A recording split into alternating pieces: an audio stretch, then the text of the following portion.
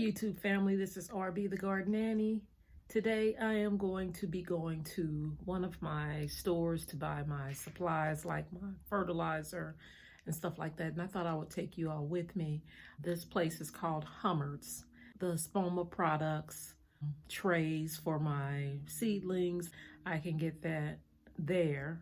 It's hard for me to find the Spoma products like Rose Tone and Biotone and just in like a Walmart or a Home Depot. So Hummers have great prices and it's not too far from me. So I thought I would take you guys with me.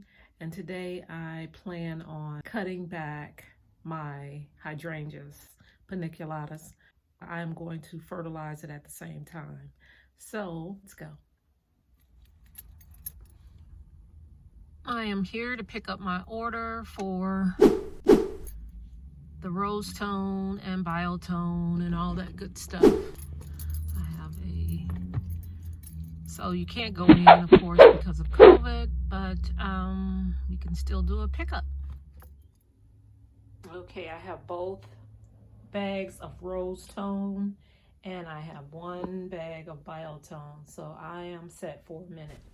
I'm going to show you how I cut my paniculatas. So here we go.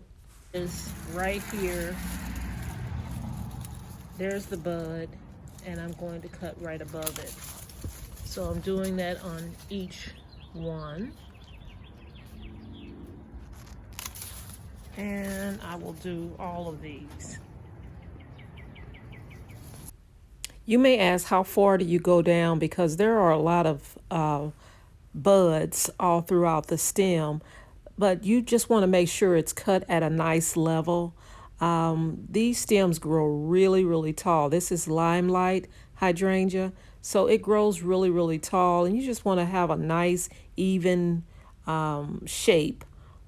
So you can go down as far as you like, just to make sure it looks, even all the way through on the plant. Once you're done cutting between the buds, you can just go through and clean up the plant by removing the little twiggy branches.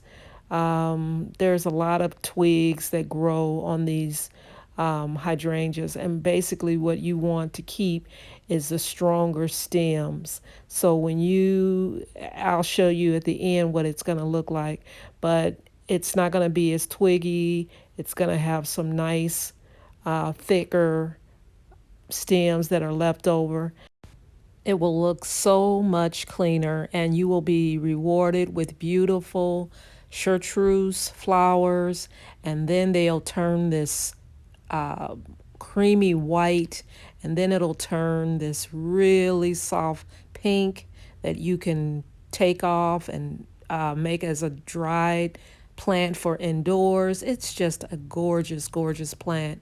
So yeah, these steps are necessary, but it will definitely be worth it in the end. And after I'm done with this, I will fertilize, and I will be finished with the bushes. They'll look so much better. Now, don't that look so much better? I mean, this is the stronger stems that are left, and all those little twiggy pieces are gone.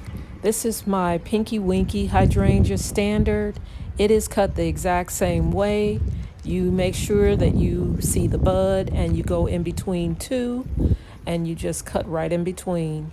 And it's going to look a little drastic once it's done, but it's going to be great. There it is. It is all finished.